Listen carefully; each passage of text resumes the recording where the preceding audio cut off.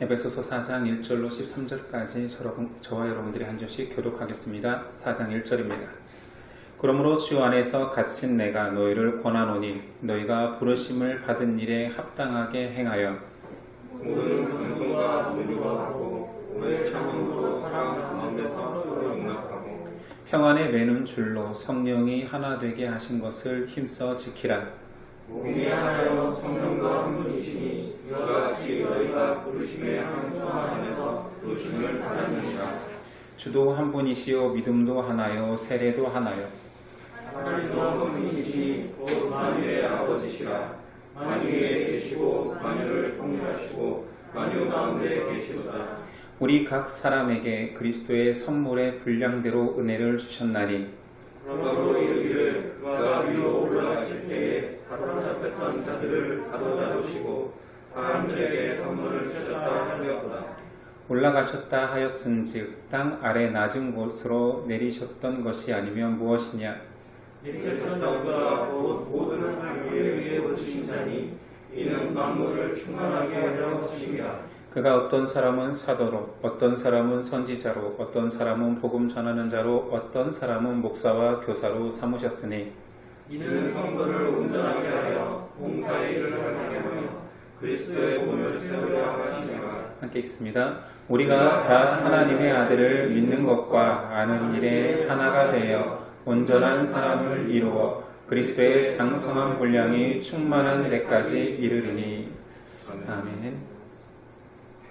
오늘 제목은 사람을 통해 일하시는 이유. 오늘도 교회 질서와 직분에 대해서 알아보는 두 번째 시간입니다. 기본으로 돌아가 교회란 무엇인가부터 생각해 봅니다. 전에 다 설교한 내용이지만 다시 한번 상기해 봤으면 좋겠습니다. 교회의 정의는 고린도전서 1장 2절에 있습니다.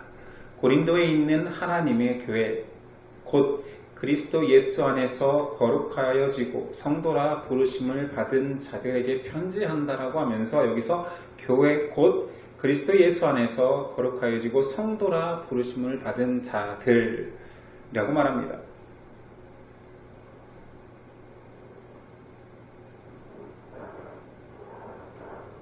죄송합니다. 신경이 쓰여서. 그래서 교회는 그리스도 안에서 주라 고백하는 사람들 자신입니다. 그러나 그 공동체의 사람들 말고 다른 의미에서 한 가지가 더 추가되니 칼빈은 기독교 강요에서 하나님이 아버지가 되는 사람에게는 교회가 어머니가 되어야 된다라는 교회의 어머니 역할을 말하고 있습니다. 칼빈만 말한 것이 아닙니다. 수많은 신학자들, 특히 어거스틴 또한 비슷한 말을 했지요. 교회를 어머니로 모시지 않으면 하나님을 아버지로 모실 수 없다라고까지 말합니다. 교회는 믿는 사람들의 모임이 맞습니다. 하지만 다른 의미에서 그 믿는 자들을 하나님의 백성 자녀들로 표현하면 그 자녀들의 어머니가 되는 것 또한 교회입니다. 이런 교회의 두 가지 역할 속에서 어머니의 역할을 초점을 맞춰 다시 한번 이 교회의 교회의 정의를 해볼까요? 교회는 하나님의 백성의 모임이라는 자녀들의 모임 역할이 있는가 하면 그 자녀들을 낳는 신자들의 어머니 역할이 있습니다. 전자인 백성들의 모임은 유기체를 강조하죠. 믿음과 삶의 교제를 강조합니다. 자, 신자들의 어머니 되신 교회는 제도적 기관을 강조합니다. 직분과 은혜의 방편들, 세례, 권징 이런 것들이 포함됩니다. 그렇지만 자녀들을 교회로 볼 때에도 어머니 역할이 있습니다. 교회는 어머니로서의 사랑으로 양육하는 역할이 있는 것이요. 제도로서의 교회 속에서는 어머니의 태 그 자체를 말합니다. 어머니의 태가 없다라면 자녀들이 출생할 수가 없죠. 문제는 이 교회의 어머니 역할 속에 한 가지만을 강조하면 또한 문제가 생깁니다. 유기체성만 강조하는 교회라면 회중교회의 문제점이 나타납니다. 제도만을 강조하면 과거 로마 카톨릭 교회에 문제가 생기죠. 인본주의에 빠진 세계관 속에서는 유기체만을 강조하고 싶어하고 과거 정통주의 세계관 속에서는 교회의 제도적 역할만을 강조해 왔습니다. 그래서 교회의 유기적 역할만 강조하는 교회는 개인주의를 낳기가 쉽습니다. 왜 그러냐면 내가 교회인데 나에게 잘해야지, 나에게 유익한 곳이어야지만이 내가 건강해지고 나에게 좋은 교회여야지만이 교회가 바른 교회다라고 생각하기 쉽지요. 그래서 현대 교인들은 그렇게 교회 안에서 개인주의와 가시적인 교회, 쉽게 말하면 지역교회를 폄하하는 양상이 나타납니다. 교회는 별로지만 나는 괜찮다. 교회는 욕먹을 만한 짓을 하지만 나는 괜찮다라고 분리적으로 생각하는 경향이 생기는 거예요. 과거에는 교회 자체가 그 제도였기 때문에 로만 카톨릭화에서의 교회는 정통주의 속에 빠져 있어서 비판할 만한 것들이 생긴 것들이 사실입니다. 그래서 교회의 유기체성을 강조하는 신학자가 나타나서 교회는 그게 아니다라고 했지요. 대표적인 신학자가 슐라이어마허, 자유주의의 아버지라 불리는 자입니다. 신학을 철학적 사유로 변질시켰죠. 그가 말하는 중생 거듭남은 믿음에 의한 하나님의 선물이 아닌 절대자를 의지하는 사람들의 마음 상태로 바꿔버렸습니다. 우리는 믿음이 절대적이라고 알고 있지요. 그러나 자유주의 하에서 믿음의 하나님의 절대성을 강조하기보다 보편적 신앙과 종교로 신학을 철학으로 폄하시켜버렸습니다. 강등시킨 거지. 반대로 교회의 제도만을 강조한다라면 개인의 관계보다 교회의 조직이 더 중요하기 때문에 교회 안에 개인들을 종속시켜버립니다. 그러니 두 가지의 균형이 중요합니다. 자, 두 가지의 균형이 중요함에도 불구하고 현대 신앙인들에게는 이런 유기체성만 강조하는 개인주의가 팽배하기에 우리가 먼저 깨달아야 되는 것은 교회의 어머니 역할 태입니다. 교회를 구성하는 그 개인들이 교회라고 하지만 신자는 자연 발생적으로 나타나는 것이 아닙니다. 부모 없는 자녀가 있을 수 있습니까? 하나님의 말씀을 지킨 교회 안에서 태어나는 것이고 교회의 교제 가운데서 살아나며 공동체에 역사하시는 성령을 통해 내적 소명을 받은 자들이 교인이 되는 것입니다. 그러니 균형이 필요한데 균형을 위해서 좋은 예도 또한 부모와 자녀 간의 관계입니다. 어머니는 자녀를 낳기만 하는 존재는 아닙니다. 사랑으로 양육해야 되지요. 그러나 사랑의 양육만을 강조하고 낳는 부모가 없다라면 어떻게 출생할 수 있단 말입니까? 또한 나는 너를 낳았으니 너는 나에게 종속되어야 한다라고만 강조한다라면 바른 자녀가 될 수 없겠지요. 수많은 동물들 중에 사람만이 자녀를 낳고 내버려 두면 죽을 수밖에 없는 존재입니다. 그만큼 양육이 강조되고 있지요. 개혁주의 신학자 헤르만 바빙크의 교회 교회학에 이런 표현이 있습니다. 신자는 자연 발생적이지 않다. 그리스도는 교회를 통해 자신의 교회를 모은다. 앞에도 교회, 뒤에도 교회인데 우리는 지금 배웠기 때문에 이 두 가지 교회를 통해 자신의 교회를 모은다를 구분할 수 있습니다. 그리스도는 어머니 태 역할인 교회를 통해 자신의 유기체적인 자녀인 교회를 모은다. 좀 이해가 되지요? 교회의 질서, 제도적 기관으로서의 교회를 강조하는 말입니다.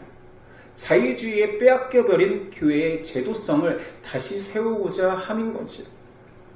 그러므로 하나님의 교회, 그리스도의 교회는 제도로서만도 아니요 유기체로서만도 그 역할을 다한다 할 수 없습니다. 동시적이지요. 그런데 우리는 교회 안에서 잘못된 권위만을 봐왔기 때문에 권위를 인정하지 않으려 합니다. 또는 인본주의 세계관 속에 젖어들어서 자유주의 신학이 영향을 미친 교회론을 더 선호하기도 합니다. 인간적인 공동체만을 꿈꾸는 거지.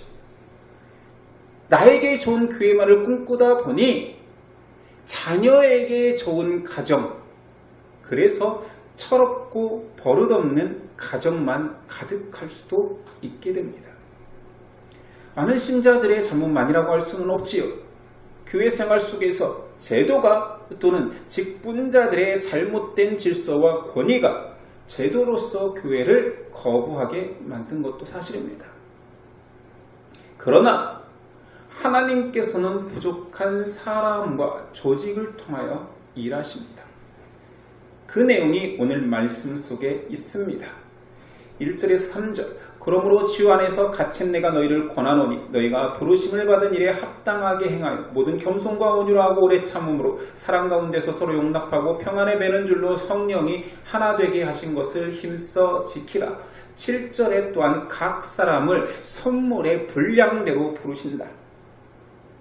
하나님께서는 1차적으로 사용할 자를 부르십니다. 이 본문 1절에 나오는 너희가 부르심을 받은 일에 합당하게라는 것은 모든 신자의 부르심일 수도 있습니다. 그러나 쭉 읽다 보면 각 은사대로 각자의 역할이 있음을 말하고 있기 때문에 다른 의미로 각자의 역할로서 부르심도 가능합니다. 자, 교회 안에서 사람들은 다 일하기 부족합니다. 어떤 누가 하나님의 일을 하기 합당한 자입니까?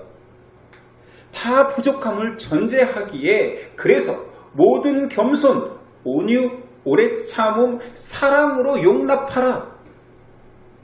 아니 너무나 탁월한 자, 하나님이 일하시기에 적절한 자라면 왜 용납하라라는 말을 쓸까요?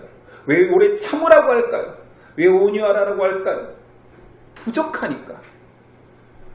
누구라도 부족하니까 용납하라.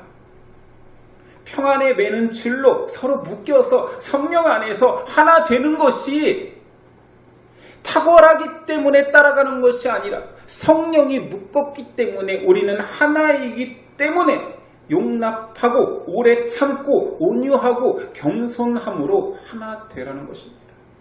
이 교회의 목적이에요. 4절이 하죠. 왜 하나 되어야 되느냐?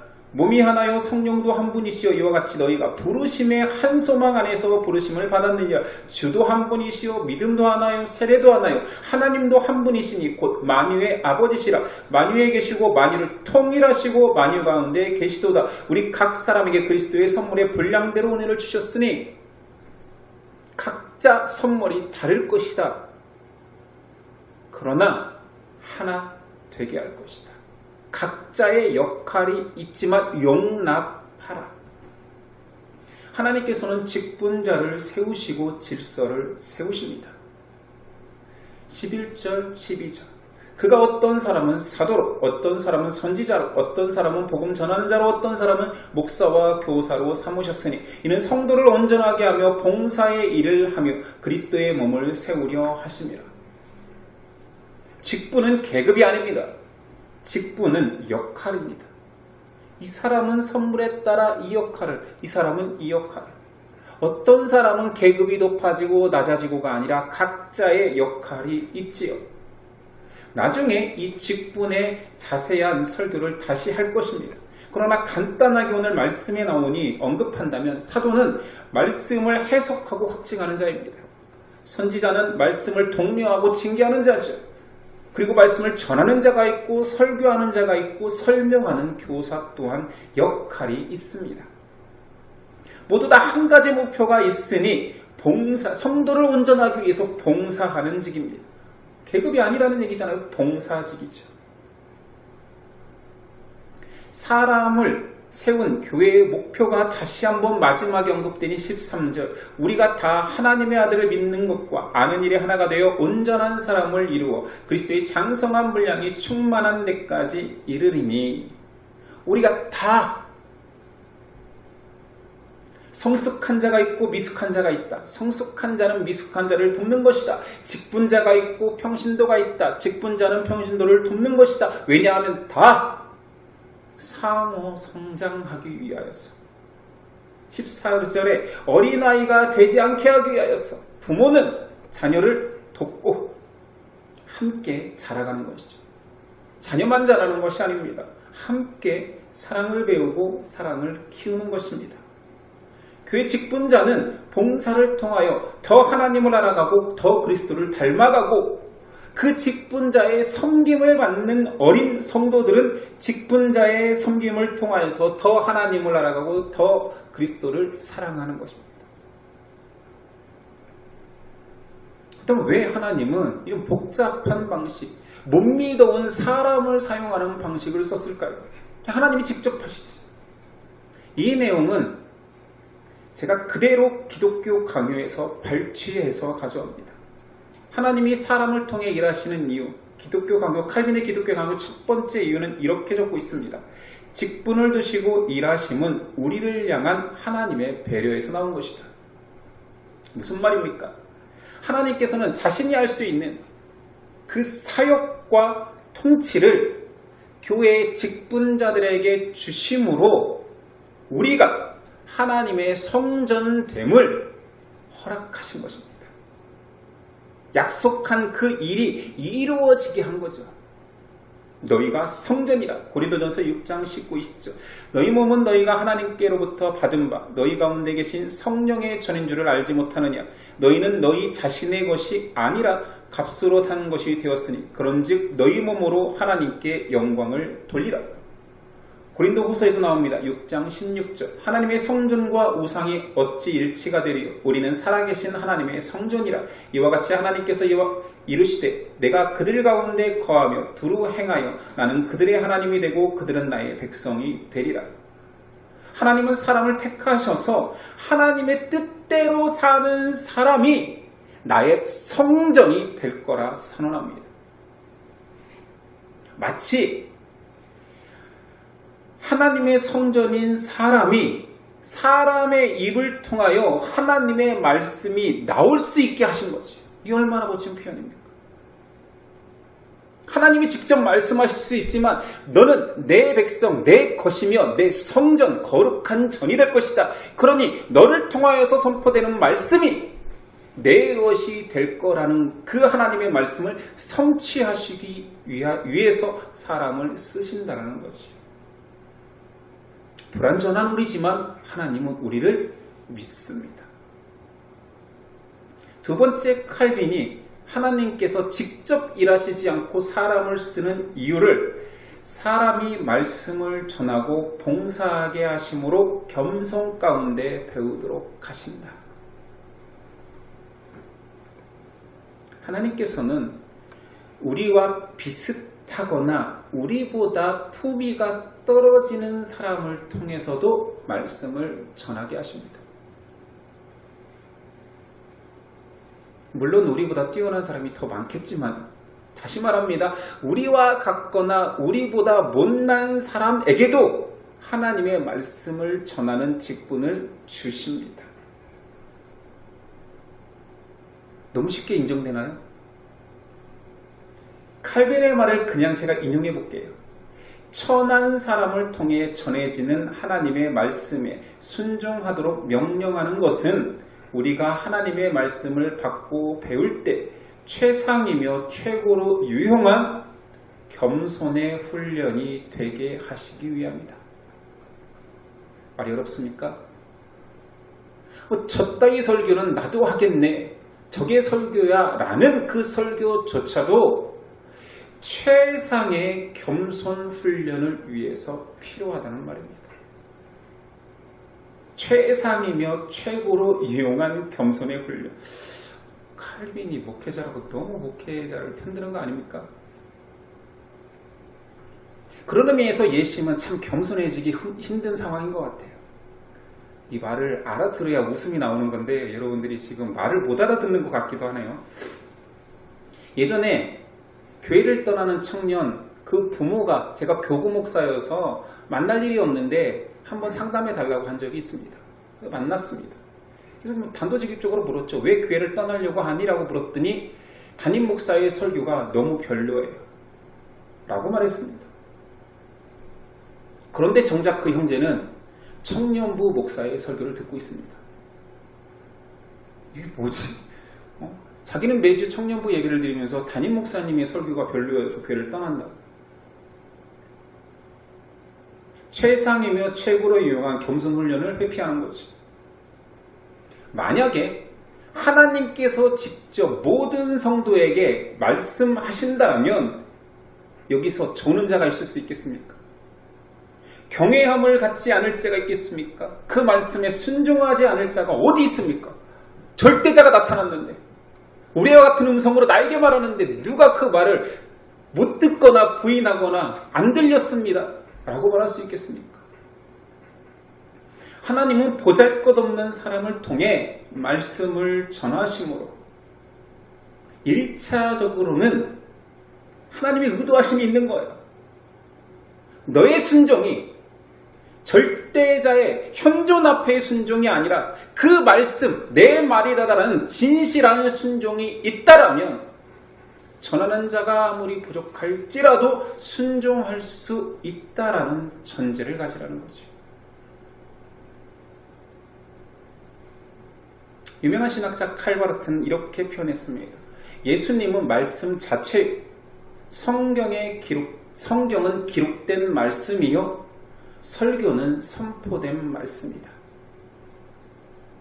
제가 신학교 다닐 때 설교학 교수님이 저에게 이런 얘기를, 수업 중에 이런 얘기를 했습니다. 어떤 목사의 설교도 성도는 졸 자격이 없다. 이유는 사람은 못나도 말씀은, 성경은 진리이기 때문이다. 가지는 개편이라 역시 교수님도 목사라. 목사들 편들어준 겁니까? 졸리면, 그러면서 그랬습니다. 졸리면 차라리 엉덩이 조이, 엉덩이라고 표현하는 의미를 알 거예요. 엉덩이 조이기라도 해라. 그겁니다. 그거. 엉덩이는 안 조여집니다. 더 심오한 그거 조이기라도 해라. 절대로 자서는 안 된다. 말씀 앞에 그렇게 하나님의 말씀을 경외하지 않는 연습이 돼버리면 습관이 된다. 졸 자격이 없다. 하나님의 말씀을 대언할 자격이 만약에 필요하다면 그 자격을 가진 자가 세상에 존재하겠습니까? 교회는 사람이 주인이 아닙니다. 그것을 인정한다라면 그 주인이 세운 종은 그 주인의 역할을 대신하는 것입니다. 하나님께서 주인이시고 하나님께서 교회를 통치하십니다. 하나님께서는 교회에 사람을 세우시고 사람을 통해 통치하십니다. 그래서 교인이 순종하는 것입니다. 신자는 순종할 만한 리더를 만났기 때문에 순종하는 것이 아니라 그 교회가 택한 하나님의 교회이기 때문에 순종하는 것입니다. 이 순종에 바른 이해가 없기 때문에 사람들이, 성도들이 생각이 많은 거예요. 이것은 내가 배운 바른 순종하고는 다른데. 자, 하나님의 권위를 위임받은 사람이 하는 역할로 한번 생각해 봅시다. 나눠봅시다. 여러분은 참교회의 표지 세 가지를 기억하실 것입니다. 여러 번 설교 중에 강조했기 때문에, 교육 중에도 강조했기 때문에 세 가지 표지는 첫 번째, 성경의 말씀의 순수한 시행. 참교회가 무엇이냐? 세 가지를 들으라 하면 첫 번째는 말씀의 순수한 시행, 말씀대로 움직이는 교회. 두 번째는 성사의 순수한 시행, 성찬과 세례가 성경 말씀대로 이루어지는 교회. 세 번째는 치리의 정당한 순수한 시행. 그러면서 이 얘기를 나눌 때 한국교회의 가장 큰 문제점은 바로 세 번째, 교회의 질서를 유지하는 치리의 정당한 시행이 약하다, 이런 얘기를 나눴던 기억이 있습니다. 자, 이 세 가지 참교회의 표지가 누구에 의해서 질서가 잡히고 시행이 되느냐? 사람입니다. 우리가 말씀을 제대로 이해하지 못했고 말씀이 제대로 전해지지 못했다고 해서 예수님이 내려와서 호통칩니까? 그러지 않잖아요. 이 말씀의 바른 해석이 무엇인지, 정통신학이 무엇인지 그것을 바로 배우고 바로 전하는 자에 의해서 세워지고 있습니다. 성찬과 세례도 동일하지. 칠이야. 교회 질서, 직분자에 의해서 행해지는 것은 너무 당연한 것입니다. 계속 제가 정통성, 바른 것을 강조하기 위해서 기독교 강요를 인용하고 있습니다. 칼빈이 이렇게 말합니다. 하나님께서는 교회가 직제에 의해서 통치되기를 원하신다라고 기독교 강요 4권에 나와 있습니다. 하나님이 정하셨다는 거예요. 직제에 의해서 통치하신다. 교회 통치의 출발점은 하나님의 권위에 의해서 통치되는데 그 권위에 대해서는 지난 시간에 나누었습니다. 유스 디비놈. 하나님이 가진 그 권위를 다음 그 아들 예수 그리스도에게 주셨고 하늘과 땅의 모든 권세를 그에게 주셨고 그 다음 하나님은 택하신 자에게 그 유스 디비놈을 허락했다라고 배웠습니다. 하나님은 직접 통치할 수 있지만 그 방식을 택하지 않았고 사람을 세워 통치하시는 방식을 정하셨습니다. 그러니 예수님이 승천하시고 안 내려오실 수 있는 거죠. 세웠으니, 맡겼으니, 사명을 위임했으니. 단 이 통치권은, 이 권한은 오직 말씀으로서만 행사되고 칠이 되어야 된다는 거죠. 원칙을 주셨습니다. 정당한 직분과 직제는 말씀에 따라 순종하고 말씀의 정당성을 둘 때만이 힘이 있는 것입니다. 사람에게 그 통치권이 주어졌다고 해서 내 마음대로 하거나 전통대로 하거나 사람의 소견대로 한다라면 그것은 힘이 없습니다. 무너질 수밖에 없습니다. 말씀대로 세워진 제도, 말씀대로 세워진 직분, 이럴 때야지만이 하나님이 기뻐하시는 직분이 된 거지. 교회가 되어가는 거지. 하나님의 말씀에 권위가 있기 때문입니다. 오늘 말씀의 결론은 이런 것입니다. 하나님은 부족하지만 사람을 통해 일하시는 방식을 택하셨습니다. 하나님이 정하셨습니다. 이것을 인정하고 믿어야 되는 거지. 하나님은 자신의 유스 디비눔을 기관이나 제도나 사람에게 주셨고 그 방식으로 통치하십니다. 기관 없이 인물 없이 하나님의 교회가 세워지기 어렵다라는 거지. 직접 하나님이 신령한 하늘의 복, 땅의 복들을 나누어 주실 수도 있지만 하나님은 그 방식을 택하지 않으셨습니다. 그 방식을 기뻐하지 않는다는 뜻이죠. 성경과 그리고 그 성경이 교회를 이루는 역사 속에서도 이 제도와 사람의 택하심은 계속되고 있습니다. 그래서 신학의 한 파트에 역사 신학이 있는 거예요. 하나님의 일하심, 하나님의 일하심의 역사들이 우리에게 본이 된다 하기 때문에 연구하는 거죠. 역사 신학을 보고 교회의 역사를 조금만 들춰봐도 교회는 언제나 통치하는 조직과 제도로서 만들어지고 발전되어 왔습니다. 물론 이 제도와 사람이 잘못 택하여졌기 때문에 한쪽으로 치우쳐서 하나님의 권위를 찬탈한 로마 카톨릭이 있었고 그들이 잘못 성경을 적용한 거지. 다른 한쪽으로는 하나님의 권위를 완전히 무시한 회중교회, 사람이 중심인 교회가 나타난 거지. 성경에 없는 방식으로 통치하는 교회, 사람의 실수하는 교회가 나타났을 뿐인 거예요. 그렇다고 해서 하나님이 로만 카톨릭도 틀렸고 이쪽도 틀렸고 이쪽도 틀렸으니 그 권위를 뺏어오겠다 라고 하지 않으시고 계속 하나님은 자신의 통치 방식을 신뢰하기에 하나님이 정하셨기에 또 다른 그 모든 것들을 무너뜨리고 바로 세울 사람들을 찾으십니다. 종교개혁은 모든 제도와 모든 사람을 무너뜨리려고 한 것이 아니라 잘못된 제도와 사람들을 무너뜨리고 바른 제도와 바른 사람을 세우려고 했던 하나님이 택하신 방법입니다. 그 권위를 다시 빼앗지 않으셨어요. 다시 세우는 사람을 보내셨죠. 우리는 1차적으로 하나님의 통치 방식을 신뢰해야 됩니다. 믿어야 됩니다. 그런 말을 하지만 제가 가장 신뢰하지 않았던 사람이죠.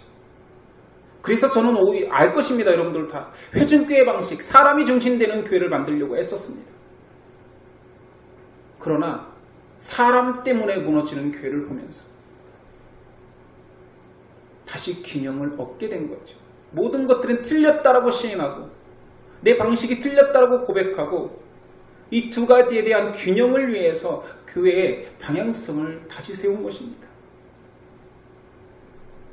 고린도후서 10장 8절 주께서 주신 권세는 너희를 무너뜨리려고 하신 것이 아니요 세우려고 하신 것이니 내가 이에 대해서 지나치게 자랑하여도 부끄럽지 아니하리라. 지난 시간에도 강조했던 본문입니다. 죄악 속에 사는 사람들이 연약하고 사람들이 넘어질 뿐입니다. 하나님의 방식이 틀린 것이 아닙니다. 성경에 기록된 교회를 세우는 방식은 하나님이 정하셨습니다. 교회 주인이 그리스도며 교회를 세우는 원리인 성경이 완전합니다. 그래도 사람을 신뢰하기 어렵지요. 그렇다면 이렇게 말하면 됩니다. 저는 그래도 사람이 신뢰되지 않아요. 그런 적을 본 적이 없어요. 사람이 하면 항상 망가져요라고 말하는 사람에게 성경을 보십시오. 교회를 위해서 교회의 머리 대신 그리스도를 보십시오. 교회의 방향성을 완벽하게 준 성경을 보십시오. 사람이 신뢰하기 힘들다면 그리스도와 성경을 신뢰하십시오. 그러나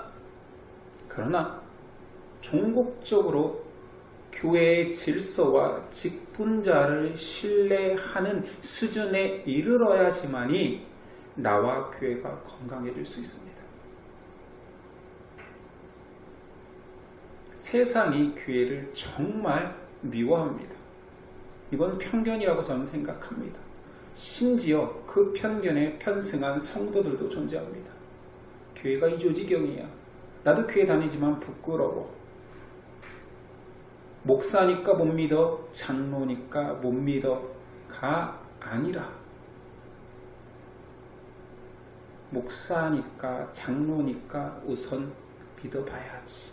이로 바뀔 때까지 우리가 변화되어야 됩니다.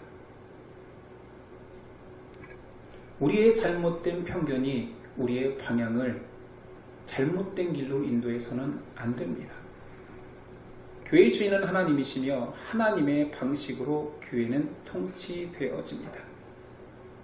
하나님께서 자신의 백성을 부르시고 그 부르신 백성 안에서 조직을 세우시고 모든 성도가 건강하기 위하여서 그 직분자들에게 순종하는 생활을 할 수 있다는 확신이 들어야지만이 교회입니다. 쉽게 얘기해 볼까요? 내가 이 교회에 왔는데 저 사람을 보니 교회에 세워진 저 리더를 보니 순종해야 되는 것이 맞았구나라고 느껴져야 된다는 거죠. 바른 신앙은 바른 질서의 터가 없이는 굉장히 어렵다가 아니라 불가능에 가깝습니다. 다시 한번 칼빈의 말을 인용합니다. 교회의 역사를 바른 질서의 역사라고 말합니다. 어떤 교회가 좋은 교회입니까? 했을 때 바른 질서가 세워진 교회. 그리고 역사 속에서는 그 바른 교회를 위해서 많은 사람들이 희생하고 목숨을 바쳤는데 그것이 바른 교회의 질서를 세우기 위한 역사라고 말하는 거지. 심지어 그는 기독교인은 하나님의 질서를 위해 선택 또는 부름받았다. 또 사람으로 태어나 이 땅의 유일한 희망인 교회 안에서 질서를 맛보지 않고 순종을 연습하지 않으면 바른 교인 되기 힘들다. 우리 개신교회 거의 시작이고 정스와 같은 칼빈의 예선말조차 부인한다라면 우린 뭘 따라가야 됩니까? 이 시대의 교회가 무너져 간다라고 많은 사람들이 이야기합니다. 무너져 간다는 소리를 들을 때마다 우린 무슨 생각을 해야 되죠? 교회가 무너지는 이유를 찾아야 되죠. 무너진 교회의 질서 회복을 위해서 무엇을 할까? 무엇이 필요할까? 우리는 간절해야 되고 또한 회복을 꿈꾸어야 됩니다. 내가 하나님의 백성으로, 내가 하나님의 성전으로 부름받았다라면 나를 향한 기대치가 교회 안에서 하나 되어서 질서를 유지하고 그 질서가 바른 기둥이 되기까지 내가 그 기둥이 되어야 되겠다라는 소망이 있어야 됩니다. 물론 모두가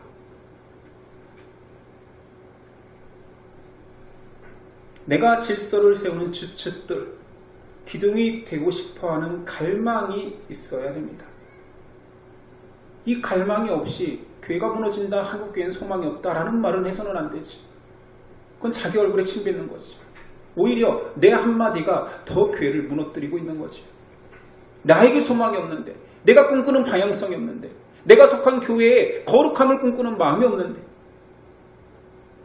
무슨 욕할 자격이 있단 말입니까? 1차적으로 너는 무엇을 해야 되냐고 묻는다라면, 질서를 세우고 싶어하는 그라면 질서에 순종하는 마음이 1차적입니다. 질서에 순종하는 사람만이 질서의 기준인 기둥이 될 수 있기 때문입니다. 맨날 리더에게 이런 리더니까 별로야, 이런 리더니까 별로야 하는 사람은 리더의 자격 자체가 없는 거예요. 리더에 한 번도 순종해보는 연습, 내 의지와 내 뜻과 상관없이 순종해보는 연습이 없이 리더를 꿈꾸는 것은 뭐라고 얘기해야 될까요? 자신은 한 번도 희생해보지 않으면서 희생적인 사랑을 가지고 싶다라고 말하는 거와 비슷합니다.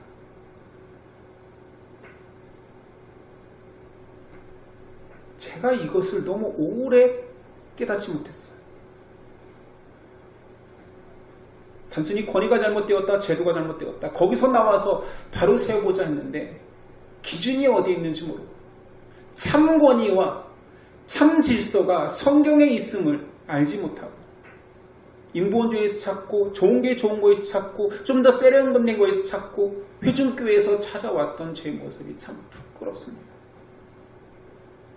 성경에 있었는데 내가 예심교회의 기둥이 되겠다라는 소망이 있을 때야지만이 저는 이것을 공동체의 회심이라는 말로 많이 표현하죠. 나를 통해 일하시고 싶은 나의 소명과 나를 통해 하나 되게 하는 교회의 꿈이 이루어지는 것입니다. 언제까지 나는 어린아이로 나에게 좋은 가정에서만 살아갈 거야 하는 사람에게 하나님은 새로운 가정을 허락하지 않지요. 건강한 가정을 허락할 수가 없지요. 어떻게 애가 결혼해서 애를 낳습니까? 성숙을 꿈꾸고 온전한 성인으로 바로 서는 자야지만이 자녀와 가정을 꿈꿀 수 있는 거죠. 우리 어린아이에 머물며 나에게 좋은 가정만을 꿈꾸지 맙시다. 다른 가정의 기준이 무엇인지 알아 내가 장성하여서 그리스도의 장성한 분량까지 자라 교회의 기둥 되겠다, 내가 바른 질서의 한 축이 되겠다라는 꿈을 꾸어야 됩니다. 이것이 우리의 소명입니다. 모든 성도의 소명입니다. 하나님은 사람을 통해, 거듭말하지만 부족한 사람을 통해 교회를 통치하십니다. 그러나 그것은 계급이 아닌 역할이고 그 역할을 바로 하는 자들을 통하여서 교회는 질서가 세워집니다. 이 질서를 무너뜨린 자들이 나와 여러분이고 이 질서에 순종하지 못했던 자들이 나와 여러분이었습니다. 그것은 사람을 신뢰하지 못함이 아니요 하나님과 말씀을 신뢰하지 못함이었음을 고백합니다. 이제 바로 알았으니 말씀에 순종하는 자로 말씀 안에 세워진 자를 순종하는 연습으로 우리의 잘못된 방향성이 고쳐져 갔으면 좋겠습니다. 나아가 우리 모두가 그 질서의 기준되는, 교회의 기둥되는 하나님의 성전 되기를 사모해 봅시다. 기도하겠습니다. 주님, 말씀이 아니고서는 우리의 못난 고집이 어떻게 꺾일 수 있겠습니까?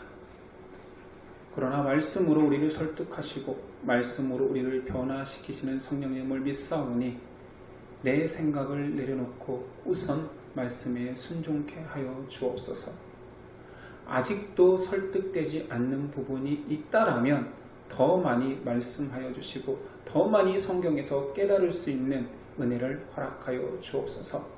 예수님을 불쌍히 여기셔서 예수님의 방향성을 성경으로 바로잡아 주신 주님 감사합니다. 제가 먼저 순종하겠고 제가 먼저 인간적이기보다는 성경적인 사람이 되도록 내 자신을 바꾸어 갈 수 있는 믿음을 허락하여 주시옵소서. 아끼오며 예수 그리스도의 이름으로 기도드립니다. 아멘.